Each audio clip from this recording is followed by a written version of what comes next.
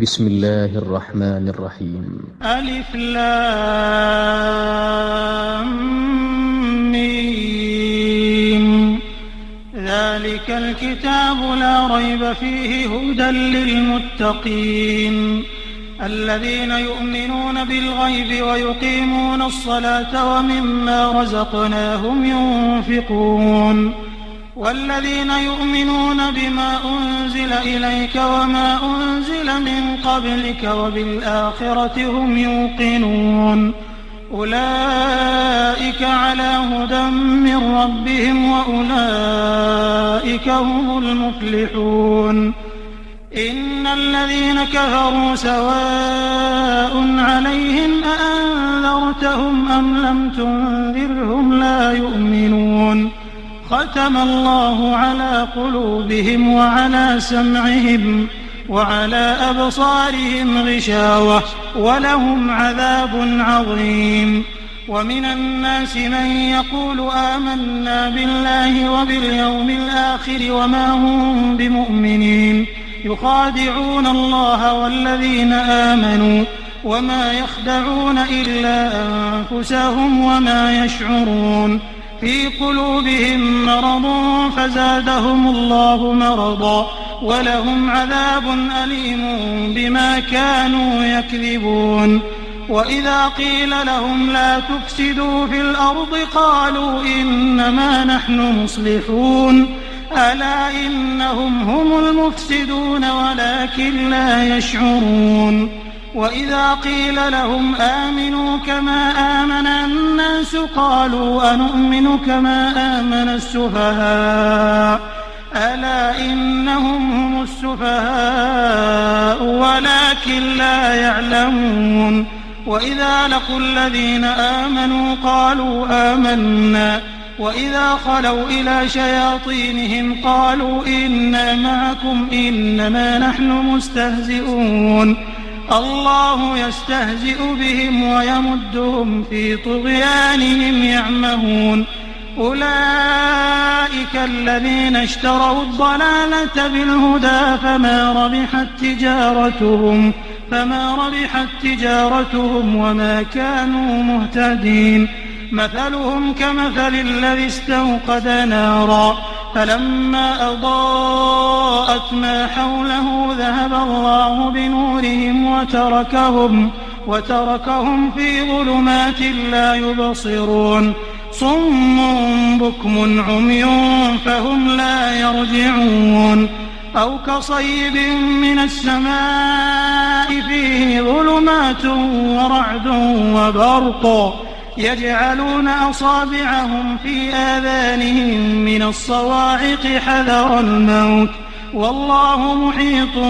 بالكافرين. يكاد البرق يخطف أبصارهم كلما أضاء لهم مشوا فيه وإذا أظلم عليهم قاموا ولو شاء الله لذهب بسمعهم وأبصارهم إن الله على كل شيء قدير. يا أيها الناس اعبدوا ربكم الذي خلقكم والذين من قبلكم لعلكم تتقون.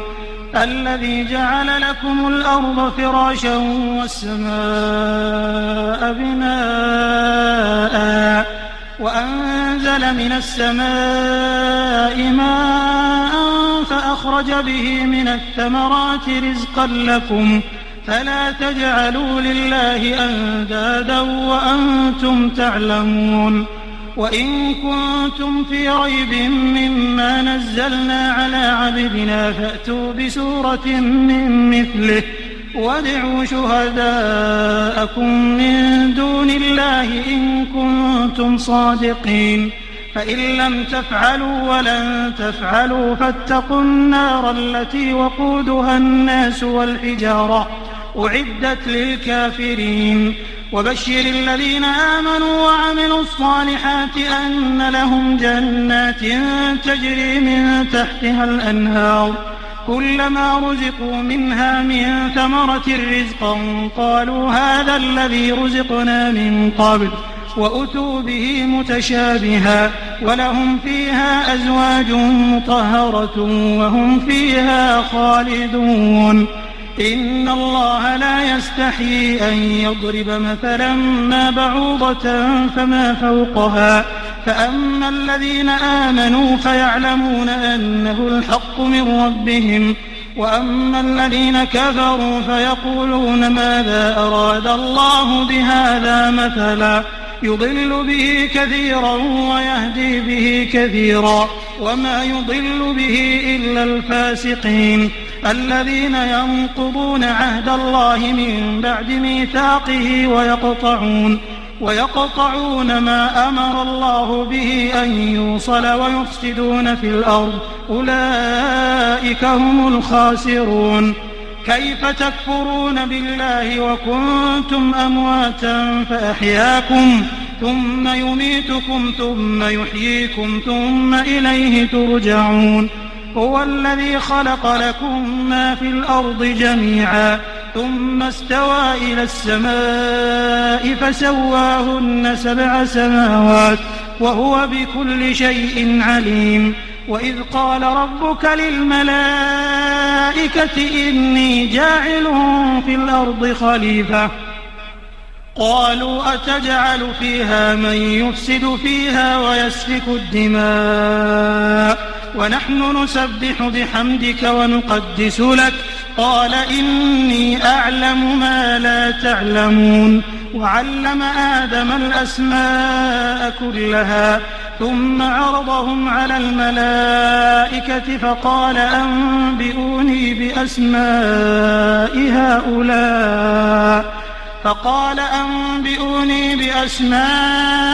هؤلاء إن كنتم صادقين. قالوا سبحانك لا علم لنا إلا ما علمتنا إنك أنت العليم الحكيم. قال يا آدم أنبئهم بأسمائهم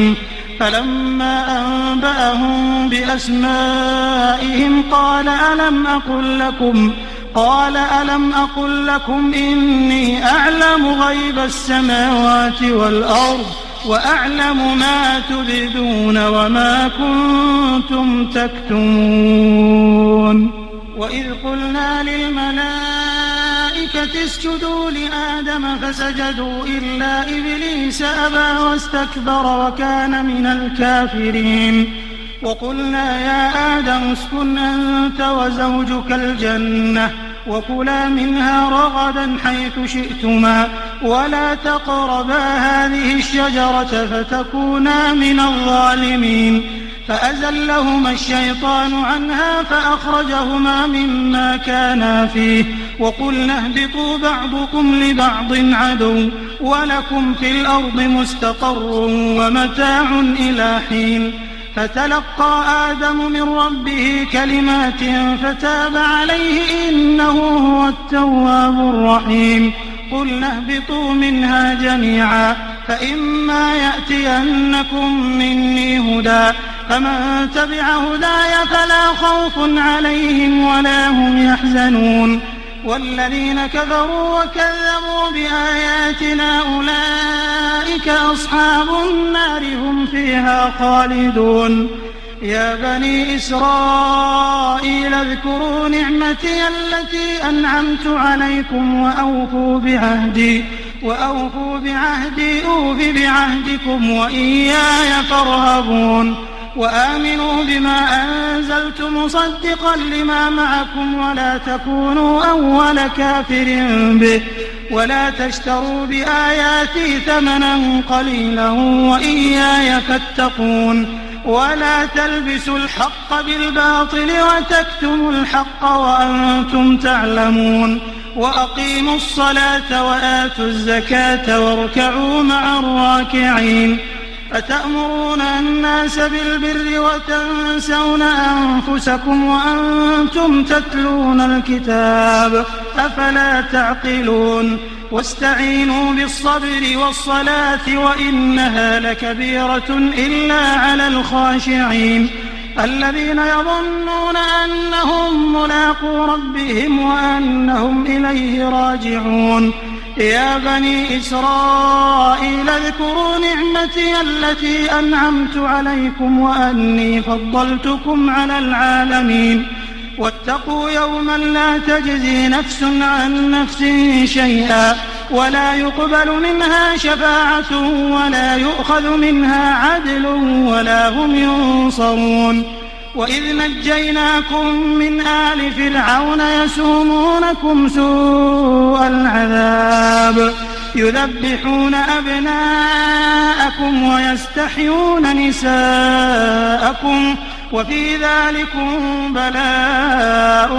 من ربكم عظيم وإذ فرقنا بكم البحر فأنجيناكم وأغرقنا آل فرعون وأنتم تنظرون وإذ واعدنا موسى 40 ليلة ثم اتخذتم العجل من بعده وأنتم ظالمون ثم عفونا عنكم من بعد ذلك لعلكم تشكرون وإذ آتينا موسى الكتاب والفرقان لعلكم تهتدون وإذ قال موسى لقومه يا قوم إنكم ظلمتم أنفسكم باتخاذكم العجل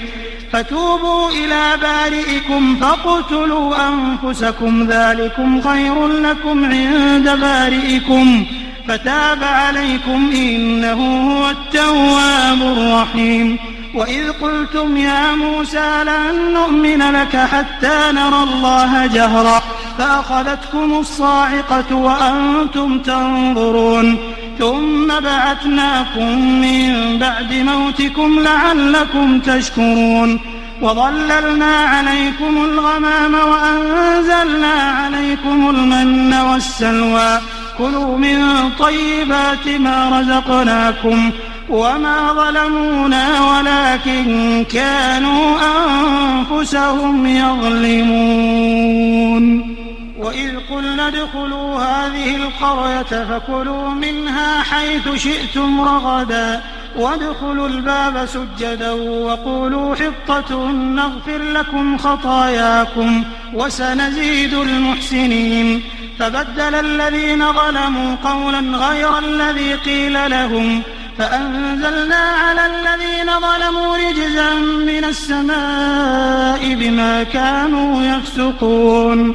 وإذ استسقى موسى لقومه فقلنا اضرب بعصاك الحجر فانفجرت منه 12 عينا قد علم كل أناس مشربهم كلوا واشربوا من رزق الله ولا تعثوا في الأرض مفسدين وإذ قلتم يا موسى لن نصبر على طعام واحد فادع لنا ربك يخرج لنا مما تنبت الأرض من بقلها وقثائها وفومها وعدسها وبصلها قال أتستبدلون الذي هو أدنى بالذي هو خير اهبطوا مصرا فإن لكم ما سألتم وضربت عليهم الذلة والمسكنة وباءوا بغضب من الله ذلك بأنهم كانوا يكفرون بآيات الله ويقتلون النبيين بغير الحق ذلك بما عصوا وكانوا يعتدون إن الذين آمنوا والذين هادوا والنصارى والصابئين من آمن بالله واليوم الآخر وعمل صالحا فلهم أجرهم عند ربهم ولا خوف عليهم ولا هم يحزنون وإذ أخذنا ميثاقكم ورفعنا فوقكم الطور خذوا ما آتيناكم بقوة واذكروا ما فيه لعلكم تتقون ثم توليتم من بعد ذلك فلولا فضل الله عليكم ورحمته لكنتم من الخاسرين ولقد علمتم الذين اعتدوا منكم في السبت فقلنا لهم كونوا قردة خاسئين فجعلناها نكالا لما بين يديها وما خلفها وما خلفها وموعظة للمتقين. وإذ قال موسى لقومه إن الله يأمركم أن تذبحوا بقرة قالوا أتتخذنا هزوا قال أعوذ بالله أن أكون من الجاهلين. قالوا ادع لنا ربك يبين لنا ما هي قال إنه يقول إنها بقرة لا فارض ولا بكر عوان بين ذلك فافعلوا ما تؤمرون. قالوا ادع لنا ربك يبين لنا ما لونها قال إنه يقول إنها بقرة صفراء فاقع لونها تسر الناظرين. قالوا ادع لنا ربك يبين لنا ما هي إن البقرة شابه علينا وإنا إن شاء الله لمهتدون. قال إنه يقول إنها بقرة لا ذلول تثير الأرض ولا تسقي الحرث مسلمة لا شية فيها. قالوا الآن جئت بالحق فذبحوها وما كادوا يفعلون. وإذ قتلتم نفسا فادارأتم فيها والله مخرج ما كنتم تكتمون. فقلنا اضربوه ببعضها كذلك يحيي الله الموتى ويريكم آياته لعلكم تعقلون. ثم قست قلوبكم من بعد ذلك فهي كالحجارة أو أشد قسوة وإن من الحجارة لما يتفجر منه الأنهار وإن منها لما يشقق فيخرج منه الماء وإن منها لما يهبط من خشية الله وما الله بغافل عما تعملون. أفتطمعون أن يؤمنوا لكم وقد كان فريق منهم يسمعون كلام الله ثم يحرفونه من بعد ما عقلوه وهم يعلمون. وإذا لقوا الذين آمنوا قالوا آمنا وإذا خلا بعضهم إلى بعض قالوا أتحدثونهم بما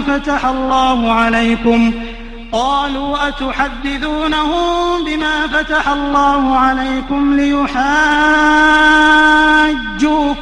به عند ربكم أفلا تعقلون. أولا يعلمون أن الله يعلم ما يسرون وما يعلنون. ومنهم أميون لا يعلمون الكتاب إلا أماني وإن هم إلا يظنون. فويل للذين يكتبون الكتاب بأيديهم ثم يقولون هذا من عند الله ليشتروا به ثمنا قليلا فويل لهم مما كتبت أيديهم وويل لهم مما يكسبون. وقالوا لن تمسنا النار إلا أياما معدودة قل أتخذتم عند الله عهدا فلن يخلف الله عهده أم تقولون على الله ما لا تعلمون. بلى من كسب سيئة وأحاطت به خطيئته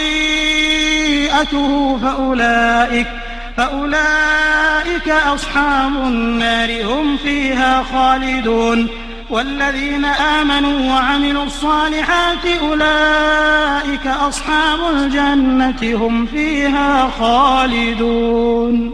وإذ أخذنا ميثاق بني إسرائيل لا تعبدون إلا الله وبالوالدين إحسانا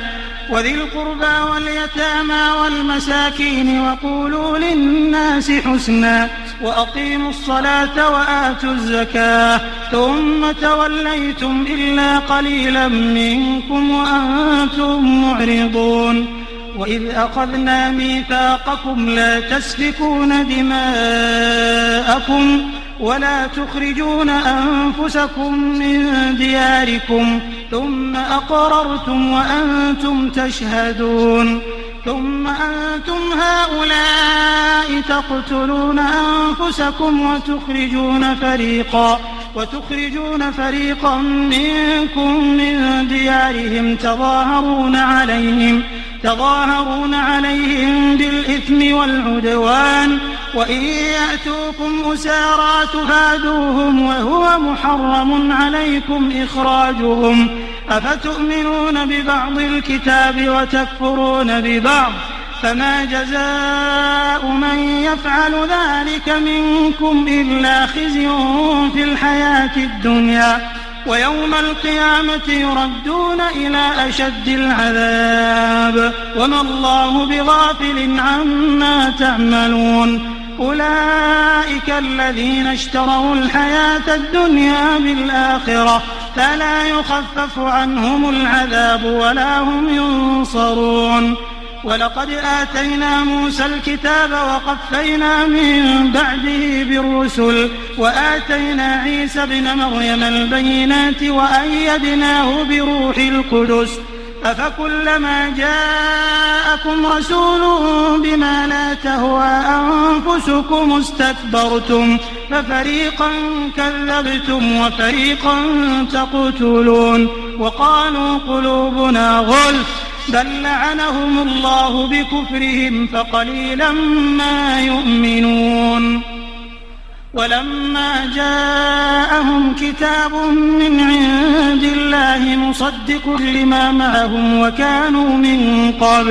وكانوا من قبل يستفتحون على الذين كفروا فلما جاءهم ما عرفوا كفروا به فلعنة الله على الكافرين بئس ما اشتروا به أنفسهم أن يكفروا بما أنزل الله بغيا أن ينزل الله من فضله على من يشاء من عباده فباءوا بغضب على غضب وللكافرين عذاب مهين وإذا قيل لهم آمنوا بما أنزل الله قالوا نؤمن بما أنزل علينا ويكفرون بما وراءه وهو الحق مصدقا لما معهم قل فلم تقتلون أنبياء الله من قبل إن كنتم مؤمنين ولقد جاءكم موسى بالبينات ثم اتخذتم العجل من بعده وأنتم ظالمون وإذ أخذنا ميثاقكم ورفعنا فوقكم الطور خذوا ما آتيناكم بقوة واسمعوا قالوا سمعنا وعصينا وأشربوا في قلوبهم العجل بكفرهم قل بئس ما يأمركم به إيمانكم إن كنتم مؤمنين قل إن كانت لكم الدار الآخرة عند الله خالصة من دون الناس فتمنوا الموت إن كنتم صادقين ولن يتمنوه أبدا بما قدمت أيديهم والله عليم بالظالمين ولتجدنهم أحرص الناس على حياة ومن الذين أشركوا يود أحدهم لو يعمر 1000 سنة وما هو بمزحزحه من العذاب أن يعمر والله بصير بما يعملون قل من كان عدوا لجبريل فإنه نزله على قلبك بإذن الله مصدقا لما بين يديه وهدى وبشرى للمؤمنين من كان عدوا لله وملائكته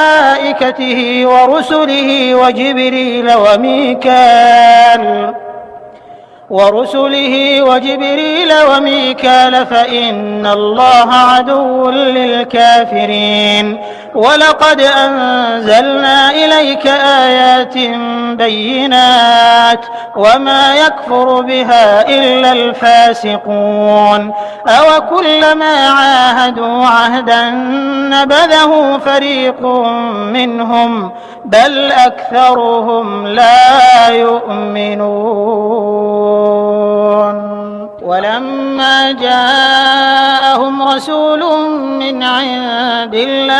مصدق لما معهم نبذ فريق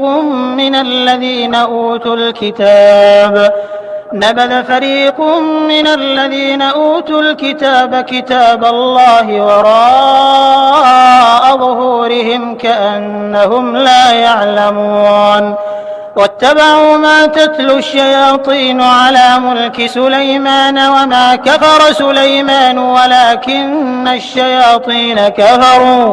ولكن الشياطين كفروا يعلمون الناس السحر وما أنزل على الملكين ببابل هاروت وماروت وما يعلمان من أحد حتى يقولا إنما نحن فتنة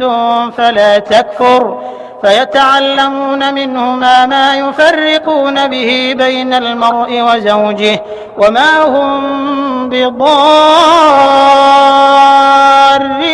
به من أحد إلا بإذن الله ويتعلمون ما يضرهم ولا ينفعهم ولقد علموا لمن اشتراه ما له في الآخرة من خلاق ولبئس ما شروا به أنفسهم لو كانوا يعلمون ولو أنهم آمنوا واتقوا لمثوبة من عند الله خير لو كانوا يعلمون يا أيها الذين آمنوا لا تقولوا راعنا وقولوا انظرنا واسمعوا وللكافرين عذاب أليم ما يود الذين كفروا من أهل الكتاب ولا المشركين أن ينزل عليكم من خير من ربكم والله يختص برحمته من يشاء والله ذو الفضل العظيم ما ننسخ من آية أو ننسها نأت بخير منها أو مثلها ألم تعلم أن الله على كل شيء قدير ألم تعلم أن الله له ملك السماوات والأرض وما لكم من دون الله من ولي ولا نصير أم تريدون أن تسألوا رسولكم كما سئل موسى من قبل ومن يتبدل الكفر بالإيمان فقد ضل سواء السبيل ود كثير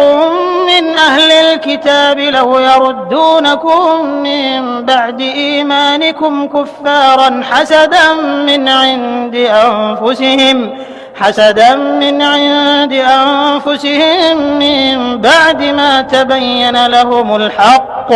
فاعفوا واصفحوا حتى يأتي الله بأمره إن الله على كل شيء قدير وأقيموا الصلاة وآتوا الزكاة وما تقدموا لأنفسكم من خير تجدوه عند الله إن الله بما تعملون بصير وقالوا لن يدخل الجنة إلا من كان هودا أو نصارى تلك أمانيهم قل هاتوا برهانكم إن كنتم صادقين بلى من أسلم وجهه لله وهو محسن فله أجره عند ربه ولا خوف عليهم ولا هم يحزنون وقالت اليهود ليست النصارى على شيء وقالت النصارى ليست اليهود على شيء وهم يتلون الكتاب كذلك قال الذين لا يعلمون مثل قولهم فالله يحكم بينهم يوم القيامة فيما كانوا فيه يختلفون ومن أظلم ممن منع مساجد الله أن يذكر فيها اسمه وسعى في خرابها أولئك ما كان لهم أن يدخلوها إلا خائفين لهم في الدنيا خزي ولهم في الآخرة عذاب عظيم ولله المشرق والمغرب فأينما تولوا فثم وجه الله إن الله واسع عليم وقالوا اتخذ الله ولدا سبحانه بل له ما في السماوات والأرض كل له قانتون بديع السماوات والأرض وإذا قضى أمرا فإنما يقول له كن فيكون وقال الذين لا يعلمون لولا يكلمنا الله أو تأتينا آية كذلك قال الذين من قبلهم مثل قولهم تشابهت قلوبهم قد بينا الآيات لقوم يوقنون إنا أرسلناك بالحق بشيرا ونذيرا ولا تسأل عن أصحاب الجحيم ولن ترضى عنك اليهود ولا النصارى حتى تتبع ملتهم قل إن هدى الله هو الهدى ولئن اتبعت أهواءهم بعد الذي جاءك من العلم ما لك من الله من ولي ولا نصير الذين آتيناهم الكتاب يتلونه حق تلاوته أولئك يؤمنون به ومن يكفر به فأولئك هم الخاسرون يا بني إسرائيل اذكروا نعمتي التي أنعمت عليكم وأني فضلتكم على العالمين واتقوا يوما لا تجزي نفس عن نفس شيئا ولا يقبل منها عدل ولا تنفعها شفاعة ولا هم ينصرون وإذ ابتلى إبراهيم ربه بكلمات فأتمهم قال إني جاعلك للناس إماما قال ومن ذريتي قال لا ينال عهد الظالمين وإذ جعلنا البيت مثابة للناس وأمنا واتخذوا من مقام إبراهيم مصلى وعهدنا إلى إبراهيم وإسماعيل أن طهرا بيتي للطائفين والعاكفين والركع السجود وإذ قال إبراهيم رب اجعل هذا بلدا آمنا وارزق أهله من الثمرات من آمن منهم بالله واليوم الآخر قال ومن كفر فأمتعه قليلا ثم أضطره إلى عذاب النار وبئس المصير وإذ يرفع إبراهيم القواعد من البيت وإسماعيل ربنا تقبل منا إنك أنت السميع العليم ربنا واجعلنا مسلمين لك ومن ذريتنا أمة مسلمة لك وأرنا مناسكنا وتب علينا إنك أنت التواب الرحيم ربنا وابعث فيهم رسولا منهم يتلو عليهم آياتك ويعلمهم الكتاب والحكمة ويزكيهم إنك أنت العزيز الحكيم ومن يرغب عن ملة إبراهيم إلا من سفه نفسه ولقد اصطفيناه في الدنيا وإنه في الآخرة لمن الصالحين إذ قال له ربه أسلم قال أسلمت لرب العالمين ووصى بها إبراهيم بنيه ويعقوب يا بني إن الله اصطفى لكم الدين فلا تموتن إلا وأنتم مسلمون أم كنتم شهداء إذ حضر يعقوب الموت إذ قال لبنيه ما تعبدون من بعدي قالوا نعبد إلهك وإله آبائك إبراهيم وإسماعيل وإسحاق إلها واحدا ونحن له مسلمون تلك أمة قد خلت لها ما كسبت ولكم ما كسبتم ولا تسألون عما كانوا يعملون وقالوا كونوا هودا أو نصارى تهتدوا قل بل ملة إبراهيم حنيفا وما كان من المشركين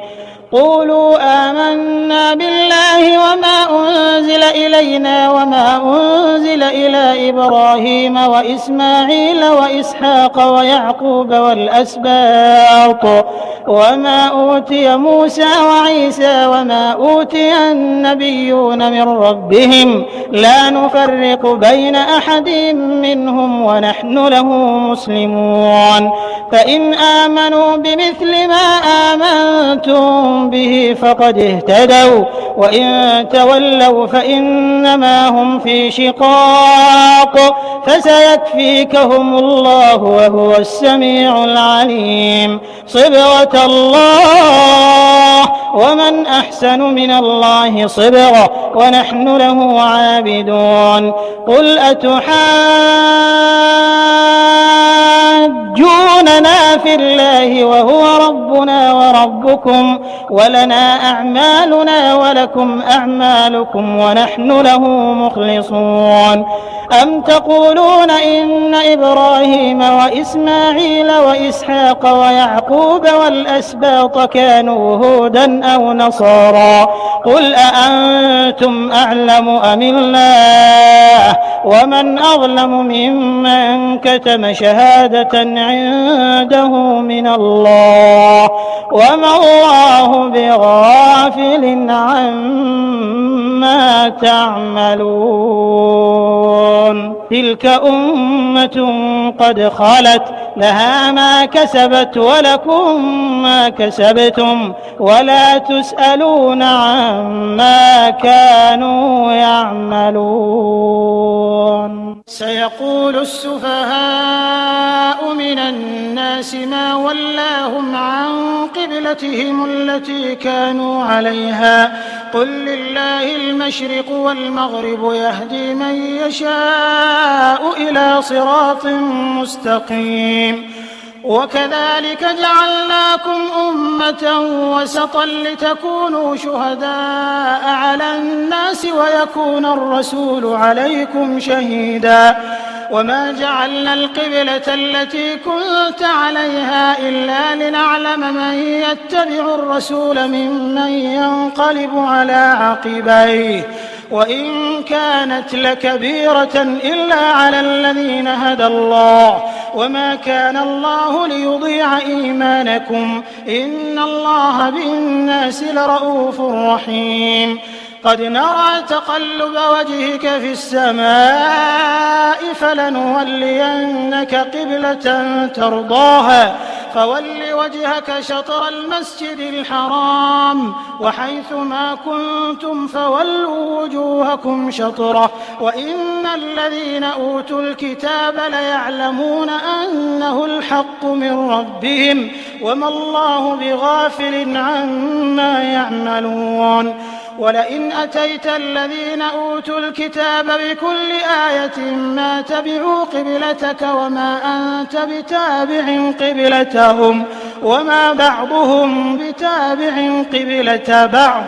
ولئن اتبعت أهواءهم من بعد ما جاءك من العلم إنك إذا لمن الظالمين الذين آتيناهم الكتاب يعرفونه كما يعرفون أبناءهم وإن فريقا منهم ليكتمون الحق وهم يعلمون الحق من ربك فلا تكونن من الممترين ولكل وجهة هو موليها فاستبقوا الخيرات أينما تكونوا يأت بكم الله جميعا إن الله على كل شيء قدير ومن حيث خرجت فول وجهك شطر المسجد الحرام وإنه للحق من ربك وما الله بغافل عما تعملون ومن حيث خرجت فول وجهك شطر المسجد الحرام وحيث ما كنتم فولوا وجوهكم شطره لئلا يكون للناس عليكم حجة إلا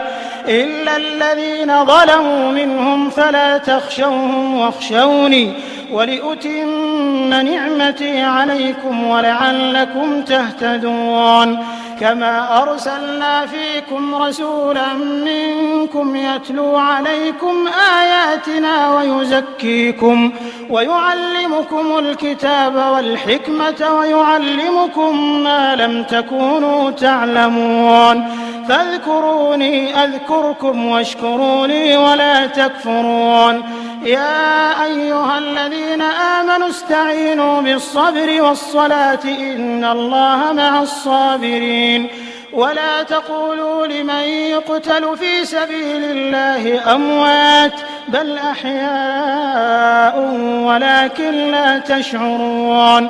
ولنبلونكم بشيء من الخوف والجوع ونقص من الأموال والأنفس والثمرات وبشر الصابرين الذين إذا أصابتهم مصيبة قالوا إنا لله وإنا إليه راجعون أولئك عليهم صلوات من ربهم ورحمة وأولئك هم المهتدون إن الصفا والمروة من شعائر الله فمن حج البيت أو اعتمر فلا جناح عليه أن يطوف بهما ومن تطوع خيرا فإن الله شاكر عليم إن الذين يكتمون ما أنزلنا من البينات والهدى من بعد ما بيناه للناس في الكتاب أولئك يلعنهم الله ويلعنهم اللاعنون إلا الذين تابوا وأصلحوا وبينوا فأولئك أتوب عليهم وأنا التواب الرحيم إن الذين كفروا وماتوا وهم كفار أولئك عليهم لعنة الله والملائكة والناس أجمعين خالدين فيها لا يخفف عنهم العذاب ولا هم ينظرون وإلهكم إله واحد لا إله إلا هو الرحمن الرحيم إن في خلق السماوات والأرض واختلاف الليل والنهار والفلك التي تجري في البحر بما ينفع الناس وما أنزل الله من السماء من ماء فأحيا به الأرض بعد موتها وبث فيها من كل دابة وتصريف الرياح والسحاب المسخر بين السماء والأرض لآيات لقوم يعقلون ومن الناس من يتخذ من دون الله أندادا الله والذين آمنوا أشد حبا لله ولو يرى الذين ظلموا إذ يرون العذاب أن القوة لله جميعا وأن الله شديد العذاب إذ تبرأ الذين اتبعوا من الذين اتبعوا ورأوا العذاب وتقطعت بهم الأسباب وقال الذين اتبعوا لو أن لنا كرة فنتبرأ منهم كما تبرأوا منا كذلك يريهم الله أعمالهم حسرات عليهم وما هم بخارجين من النار يا أيها الناس كلوا مما في الأرض حلالا طيبا ولا تتبعوا خطوات الشيطان إنه لكم عدو مبين إنما يأمركم بالسوء والفحشاء وأن تقولوا على الله ما لا تعلمون وإذا قيل لهم اتبعوا ما أنزل الله قالوا بل نتبع ما ألفينا عليه آباءنا أولو كان آباؤهم لا يعقلون شيئا ولا يهتدون ومثل الذين كفروا كمثل الذي ينعق بما لا يسمع إلا دعاء ونداء صم بكم عمي فهم لا يعقلون يا أيها الذين آمنوا كلوا من طيبات ما رزقناكم واشكروا لله إن كنتم إياه تعبدون إنما حرم عليكم الميتة والدم ولحم الخنزير وما أهل به لغير الله فمن اضطر غير باغ ولا عاد فلا إثم عليه إن الله غفور رحيم إن الذين يكتمون ما أنزل الله من الكتاب ويشترون به ثمنا قليلا أولئك ما يأكلون في بطونهم إلا النار ولا يكلمهم الله يوم القيامة ولا يزكيهم ولهم عذاب أليم أولئك الذين اشتروا الضلالة بالهدى والعذاب بالمغفرة فما أصبرهم على النار ذلك بأن الله نزل الكتاب بالحق وإن الذين اختلفوا في الكتاب لفي شقاق بعيد ليس البر أن تولوا وجوهكم قبل المشرق والمغرب ولكن البر من آمن بالله واليوم الآخر والملائكة والكتاب والنبيين وآتى المال على حبه ذوي القربى واليتامى والمساكين وابن السبيل والسائلين وفي الرقاب وأقام الصلاة وآتى الزكاة والموفون بعهدهم إذا عاهدوا والصابرين في البأساء والضراء وحين البأس أولئك الذين صدقوا وأولئك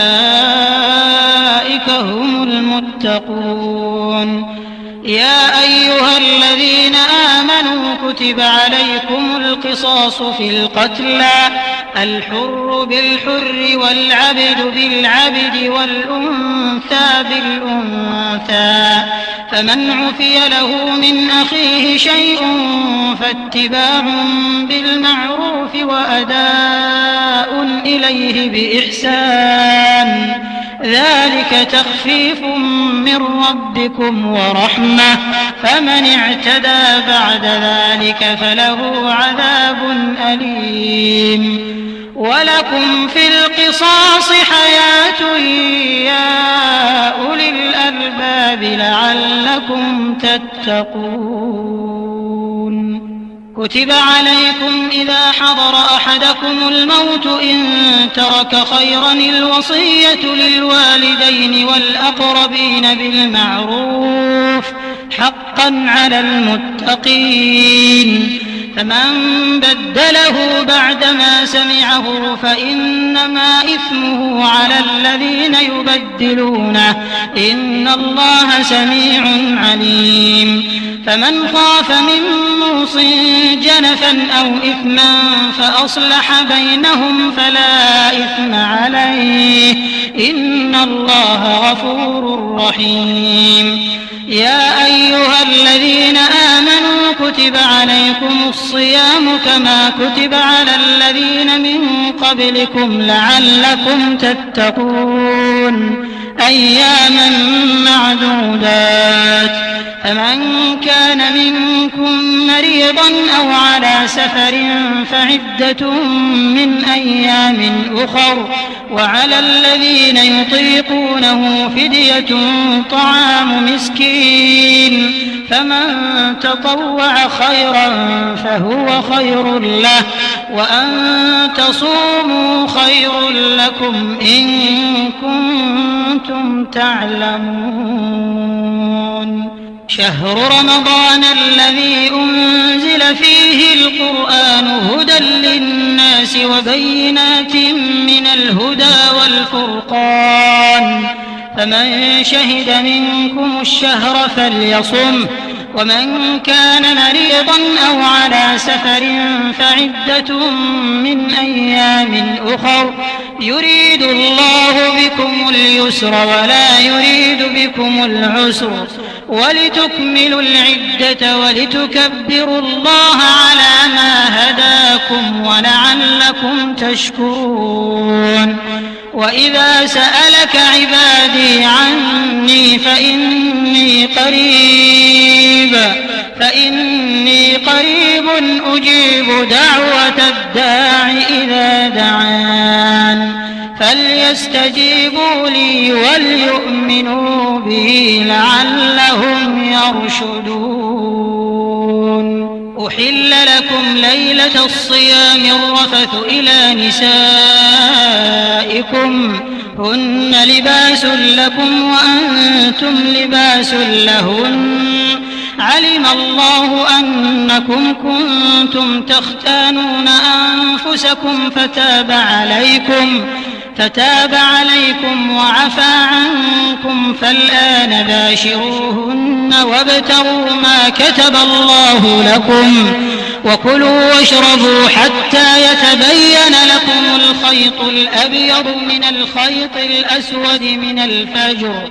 ثم أتموا الصيام إلى الليل ولا تباشروهن وأنتم عاكفون في المساجد تلك حدود الله فلا تقربوها كذلك يبين الله آياته للناس لعلهم يتقون ولا تأكلوا أموالكم بينكم بالباطل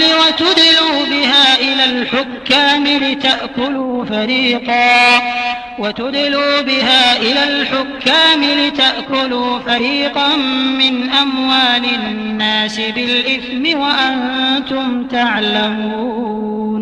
يسألونك عن الأهلة قل هي مواقيت للناس والحج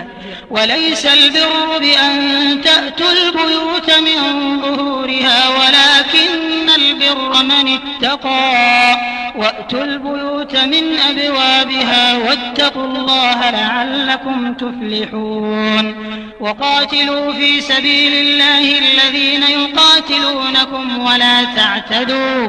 إن الله لا يحب المعتدين واقتلوهم حيث ثقفتموهم وأخرجوهم من حيث أخرجوكم والفتنة أشد من القتل ولا تقاتلوهم عند المسجد الحرام حتى يقاتلوكم فيه فإن قاتلوكم فاقتلوهم كذلك جزاء الكافرين فإن انتهوا فإن الله غفور رحيم وقاتلوهم حتى لا تكون فتنة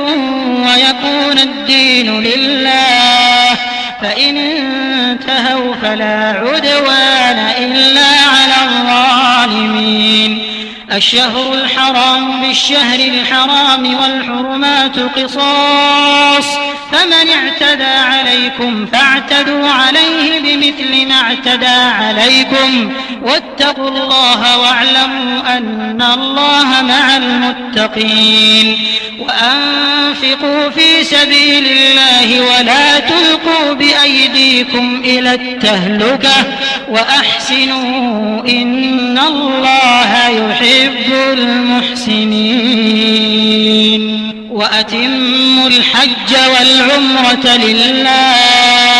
فإن أحصرتم فما استيسر من الهدي ولا تحلقوا رؤوسكم حتى يبلغ الهدي محله فمن كان منكم مريضا أو به أذى من رأسه ففدية من صيام أو صدقة أو نسك فإذا أمنتم فمن تمتع بالعمرة إلى الحج فما استيسر من الهدي فمن لم يجد فصيام 3 أيام في الحج و7 إذا رجعتم تلك 10 كاملة ذلك لمن لم يكن أهله حاضر المسجد الحرام واتقوا الله واعلموا أن الله شديد العقاب الحج أشهر معلومات فمن فرض فيهن الحج فلا رفث ولا فسوق ولا جدال في الحج وما تفعلوا من خير يعلمه الله وتزودوا فإن خير الزاد التقوى واتقون يا أولي الألباب ليس عليكم جناح أن تبتغوا فضلا من ربكم فإذا أفضتم من عرفات فاذكروا الله عند المشعر الحرام واذكروه كما هداكم وإن كنتم من قبله لمن الضالين ثم أفيضوا من حيث أفاض الناس واستغفروا الله إن الله غفور رحيم فإذا قضيتم مناسككم فاذكروا الله كذكركم آباءكم أو أشد ذكرا فمن الناس من يقول ربنا آتنا في الدنيا وما له في الآخرة من خلاق ومنهم من يقول ربنا آتنا في الدنيا حسنة وفي الآخرة حسنة وقنا عذاب النار أولئك لهم نصيب مما كسبوا والله سريع الحساب واذكروا الله في أيام معدودات فمن تعجل في يومين فلا إثم عليه ومن تأخر فلا إثم عليه لمن اتقى واتقوا الله واعلموا أنكم إليه تحشرون ومن الناس من يعجبك قوله في الحياة الدنيا ويشهد الله على ما في قلبه وهو ألد الخصام وإذا تولى سعى في الأرض ليفسد فيها ويهلك الحرث والنسل والله لا يحب الفساد وإذا قيل له اتق الله أخذته العزة بالإثم فحسبه جهنم ولبئس المهاد ومن الناس من يشري نفسه ابتغاء مرضات الله والله رؤوف بالعباد يا أيها الذين آمنوا ادخلوا في السلم كافة ولا تتبعوا خطوات الشيطان إنه لكم عدو مبين فإن زللتم من بعد ما جاءتكم البينات فاعلموا أن الله عزيز حكيم هل ينظرون إلا أن يأتيهم الله في ظلل من الغمام والملائكة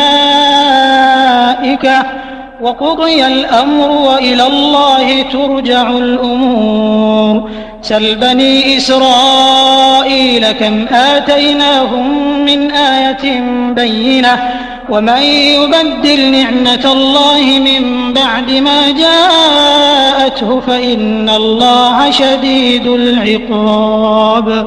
زين للذين كفروا الحياة الدنيا ويسخرون من الذين آمنوا والذين اتقوا فوقهم يوم القيامة والله يرزق من يشاء بغير حساب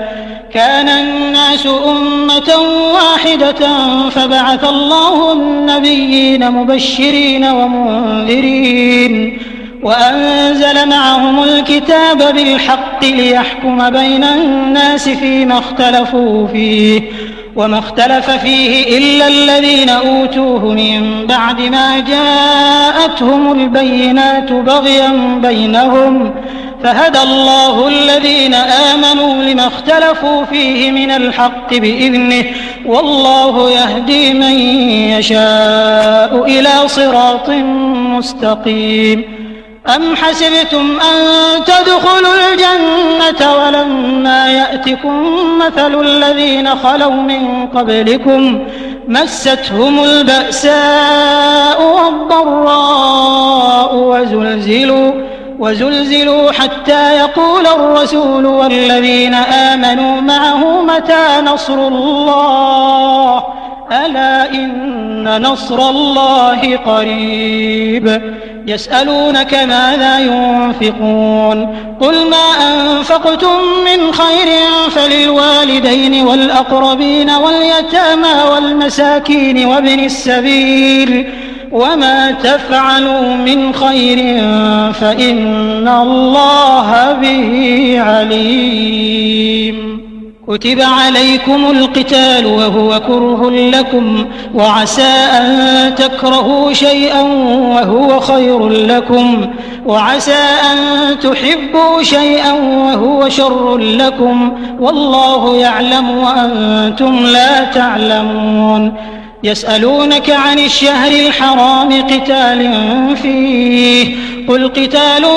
فيه كبير وصد عن سبيل الله وكفر به والمسجد الحرام وإخراج أهله منه أكبر عند الله والفتنة أكبر من القتل ولا يزالون يقاتلونكم حتى يردوكم عن دينكم إن استطاعوا ومن يرتد منكم عن دينه فيمت وهو كافر فأولئك حبطت أعمالهم في الدنيا والآخرة وأولئك أصحاب النار هم فيها خالدون إن الذين آمنوا والذين هاجروا وجاهدوا في سبيل الله أولئك يرجون رحمة الله والله غفور رحيم يسألونك عن الخمر والميسر قل فيهما إثم كبير ومنافع للناس وإثمهما أكبر من نفعهما ويسألونك ماذا ينفقون قل العفو كذلك يبين الله لكم الآيات لعلكم تتفكرون في الدنيا والآخرة ويسألونك عن اليتامى قل إصلاح لهم خير وإن تخالطوهم فإخوانكم والله يعلم المفسد من المصلح ولو شاء الله لأعنتكم إن الله عزيز حكيم ولا تنكحوا المشركات حتى يؤمنوا ولأمة مؤمنة خير من مشركة ولو أعجبتكم ولا تنكحوا المشركين حتى يؤمنوا ولعبد مؤمن خير من مشرك ولو أعجبكم أولئك يدعون إلى النار والله يدعو إلى الجنة والمغفرة بإذنه ويبين آياته للناس لعلهم يتذكرون ويسألونك عن المحيض قل هو أذى فاعتزلوا النساء في المحيض ولا تقربوهن حتى يطهرن فإذا تطهرن فأتوهن من حيث أمركم الله إن الله يحب التوابين ويحب المتطهرين نساؤكم حرث لكم فأتوا حرثكم أنى شئتم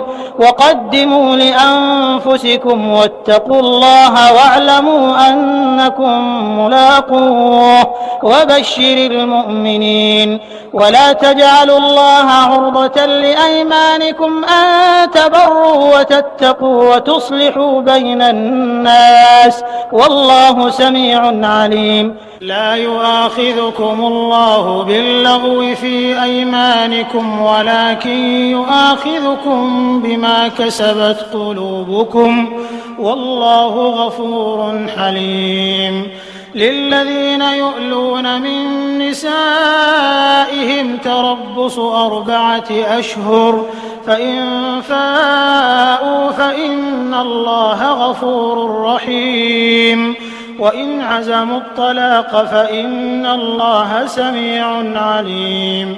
والمطلقات يتربصن بأنفسهن 3 قروء ولا يحل لهن أن يكتمن ما خلق الله في أرحامهن إن كن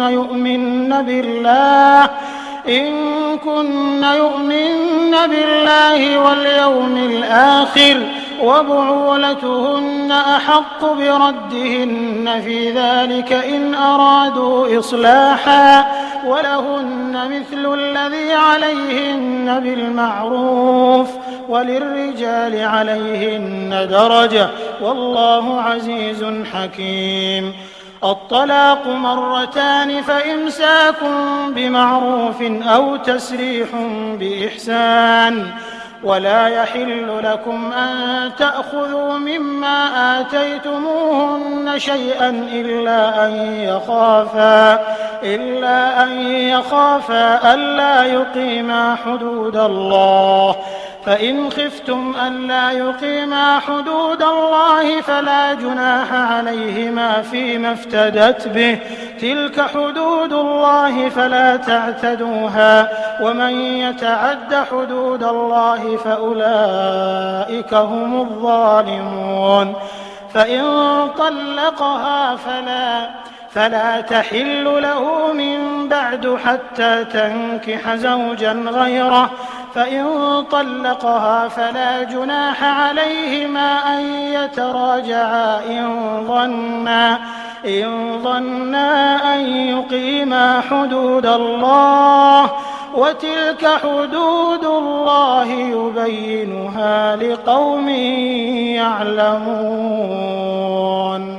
وإذا وإذا طلقتم النساء فبلغن أجلهن فأمسكوهن بمعروف أو سرحوهن بمعروف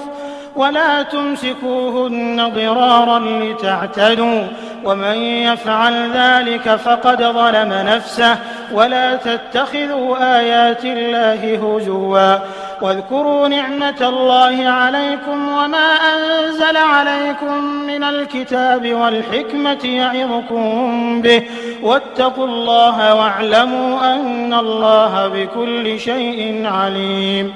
وإذا طلقتم النساء فبلغن أجلهن فلا تعضلوهن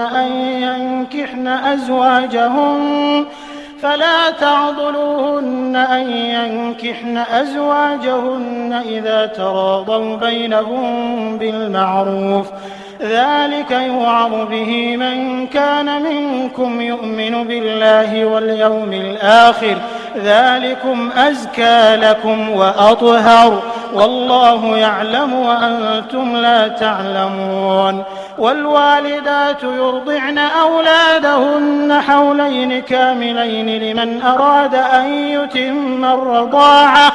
وعلى المولود له رزقهن وكسوتهن بالمعروف لا تكلف نفس إلا وسعها لا تضار والدة بولدها ولا مولود له بولده وعلى الوارث مثل ذلك فإن أرادا فصالا عن تراض منهما وتشاور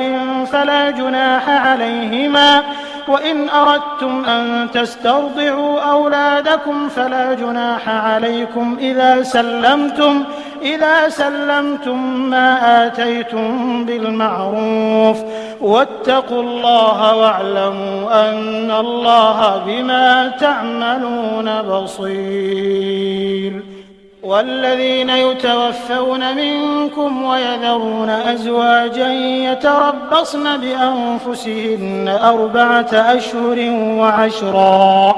فإذا بلغن أجلهن فلا جناح عليكم فيما فعلن في أنفسهن بالمعروف والله بما تعملون خبير. ولا جناح عليكم فيما عرضتم به من خطبة النساء أو أكننتم في أنفسكم علم الله أنكم ستذكرونهن ولكن لا تواعدوهن سرا إلا أن تقولوا قولا معروفا ولا تعزموا عقدة النكاح حتى يبلغ الكتاب أجله واعلموا أن الله يعلم ما في أنفسكم فاحذروه واعلموا أن الله غفور حليم. لا جناح عليكم إن طلقتم النساء ما لم تمسوهن أو تفرضوا لهن فريضة ومتعوهن على الموسع قدره وعلى المقتر قدره متاعا بالمعروف حقا على المحسنين. وإن طلقتموهن من قبل أن تمسوهن وقد فرضتم لهن فريضة فنصف ما فرضتم إلا أن يعفون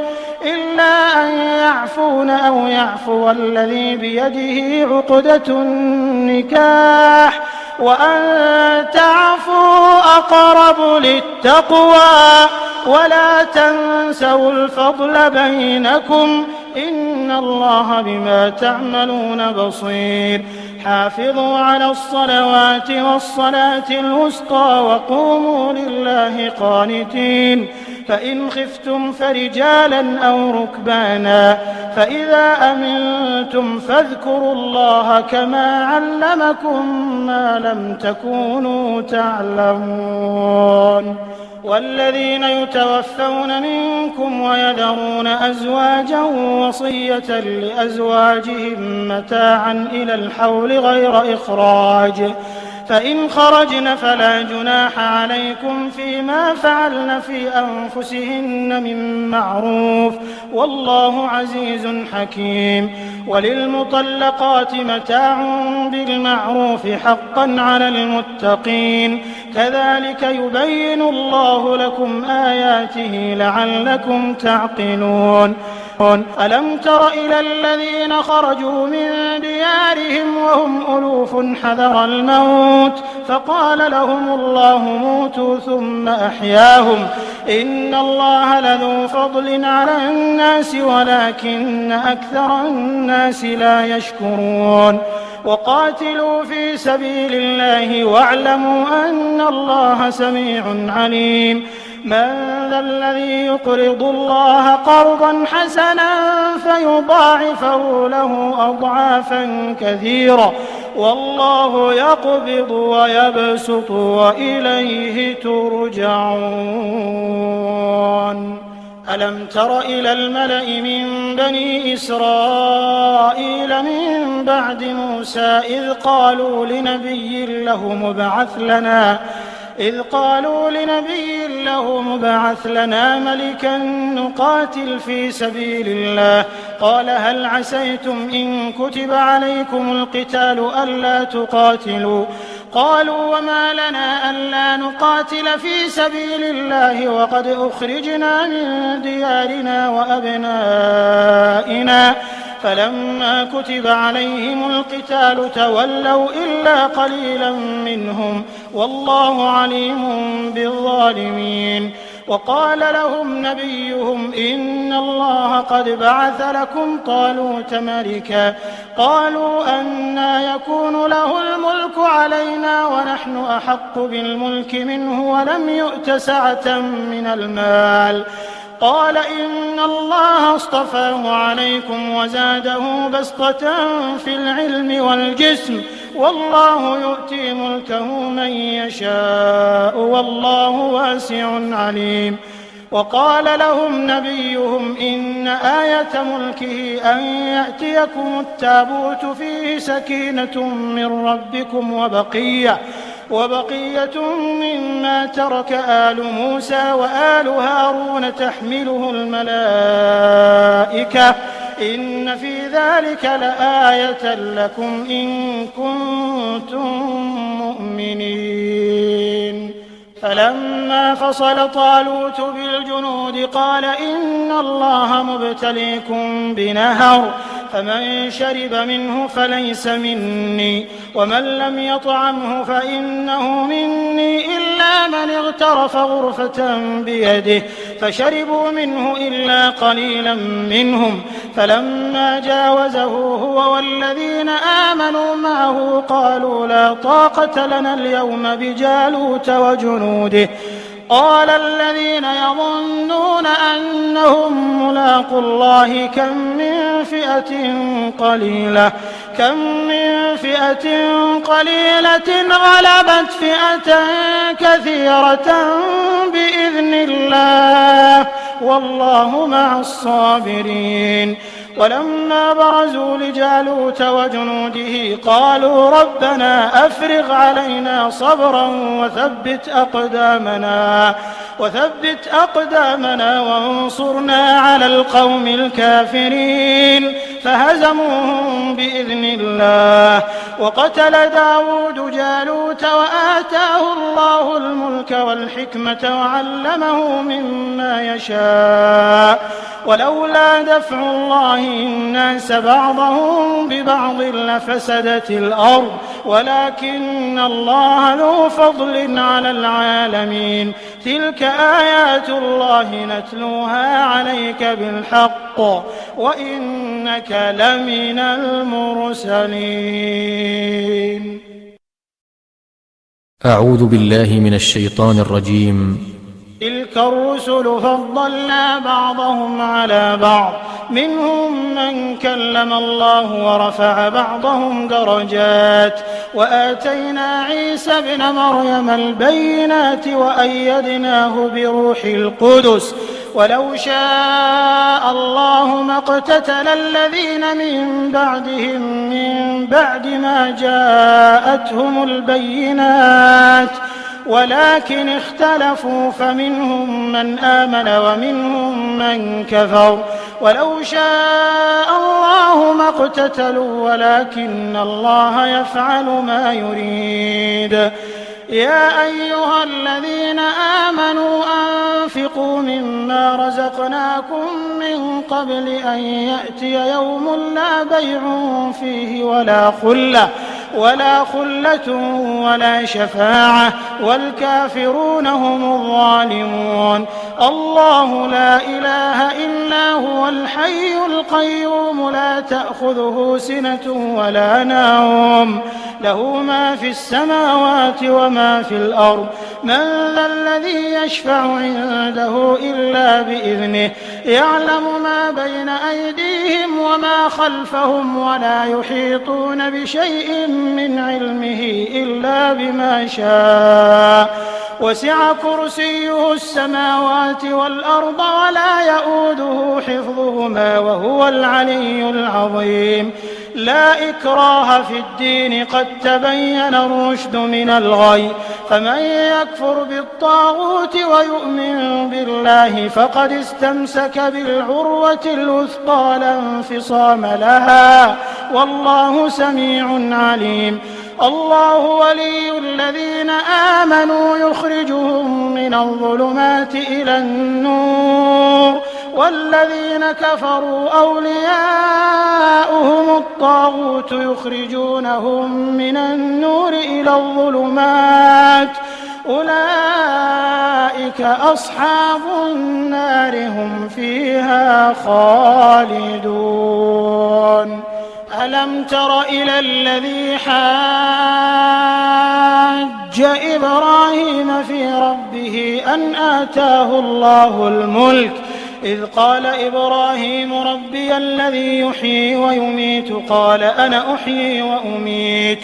قال إبراهيم فإن الله يأتي بالشمس من المشرق فأت بها من المغرب فبهت الذي كفر والله لا يهدي القوم الظالمين. أو كالذي مر على قرية وهي خاوية على عروشها قال أنى يحيي هذه الله بعد موتها فأماته الله 100 عام ثم بعثه قال كم لبثت قال لبثت يوما أو بعض يوم قال بل لبثت 100 عام فانظر إلى طعامك وشرابك لم يتسنه وانظر إلى حمارك ولنجعلك آية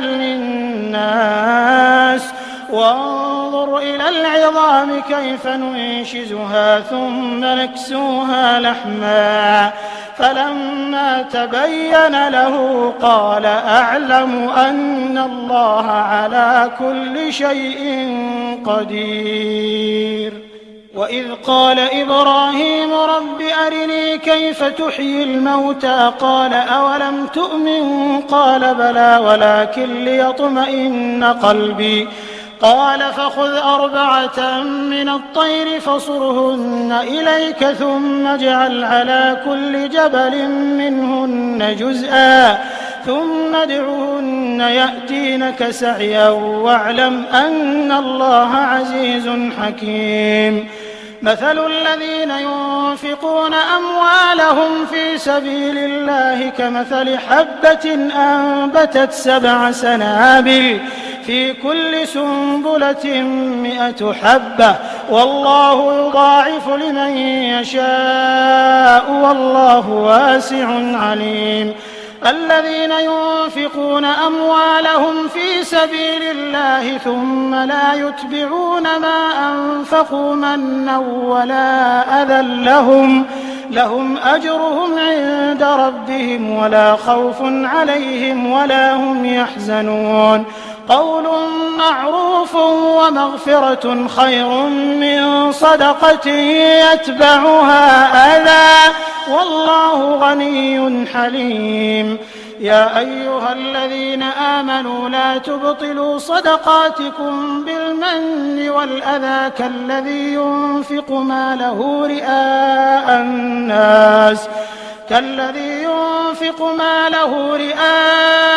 الناس ولا يؤمن بالله واليوم الآخر فمثله كمثل صفوان عليه تراب فأصابه وابل فتركه صلدا لا يقدرون على شيء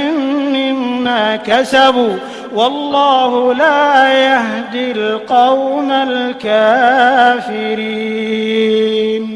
ومثل الذين ينفقون أموالهم ابتغاء مرضات الله وتثبيتا من أنفسهم كمثل جنة بربوة أصابها وابل فآتت أكلها ضعفين فإن لم يصبها وابل فطل والله بما تعملون بصير. أيود أحدكم أن تكون له جنة من نخيل وأعناب تجري من تحتها الأنهار له فيها من كل الثمرات وأصابه الكبر وله ذرية ضعفاء فأصابها إعصار فيه نار فاحترقت كذلك يبين الله لكم الآيات لعلكم تتفكرون. يا أيها الذين آمنوا أنفقوا من طيبات ما كسبتم ومما أخرجنا لكم من الأرض ولا تيمموا الخبيث منه تنفقون ولستم بآخذيه إلا أن تغمضوا فيه واعلموا أن الله غني حميد. الشيطان يعدكم الفقر ويأمركم بالفحشاء والله يعدكم مغفرة منه وفضلا والله واسع عليم. يؤتي الحكمة من يشاء ومن يؤت الحكمة فقد أوتي خيرا كثيرا وما يذكر إلا أولو الألباب. وما أنفقتم من نفقة أو نذرتم من نذر فإن الله يعلمه وما للظالمين من أنصار. إن تبدوا الصدقات فنعما هي وإن تخفوها وتؤتوها الفقراء فهو خير لكم ويكفر عنكم من سيئاتكم والله بما تعملون خبير. ليس عليك هداهم ولكن الله يهدي من يشاء وما تنفقوا من خير فلأنفسكم وما تنفقون إلا ابتغاء وجه الله وما تنفقوا من خير يوفى إليكم وأنتم لا تظلمون. للفقراء الذين أحصروا في سبيل الله لا يستطيعون ضربا في الأرض يحسبهم الجاهل أغنياء من التعفف تعرفهم بسيماهم لا يسألون الناس إلحافا وما تنفقوا من خير فإن الله به عليم. الذين ينفقون أموالهم بالليل والنهار سرا وعلانية فلهم أجرهم عند ربهم ولا خوف عليهم ولا هم يحزنون. الذين يأكلون الربا لا يقومون إلا كما يقوم الذي يتخبطه الشيطان من المس ذلك بأنهم قالوا إنما البيع مثل الربا وأحل الله البيع وحرم الربا فمن جاءه موعظة من ربه فانتهى فله ما سلف وأمره إلى الله ومن عاد فأولئك أصحاب النار هم فيها خالدون. يمحق الله الربا ويربي الصدقات والله لا يحب كل كفار أثيم. إن الذين آمنوا وعملوا الصالحات وأقاموا الصلاة وآتوا الزكاة لهم أجرهم عند ربهم ولا خوف عليهم ولا هم يحزنون يا أيها الذين آمنوا اتقوا الله وذروا ما بقي من الربا إن كنتم مؤمنين فإن لم تفعلوا فأذنوا بحرب من الله ورسوله وإن تبتم فلكم رؤوس أموالكم لا تظلمون ولا تظلمون وإن كان ذو عسرة فنظرة إلى ميسرة وأن تصدقوا خير لكم إن كنتم تعلمون واتقوا يوما ترجعون فيه إلى الله ثم توفى كل نفس ما كسبت وهم لا يظلمون يا أيها الذين آمنوا إذا تداينتم بدين إلى أجل مسمى فاكتبوه وليكتب بينكم كاتب بالعدل ولا يأب كاتب أن يكتب كما علمه الله فليكتب وليملل الذي عليه الحق وليتق الله ربه ولا يبخس منه شيئا فإن كان الذي عليه الحق سفيها أو ضعيفا أو لا يستطيع أن يمله فليملل وليه بالعدل واستشهدوا شهيدين من رجالكم فإن لم يكونا رجلين فرجل وامرأتان ممن ترضون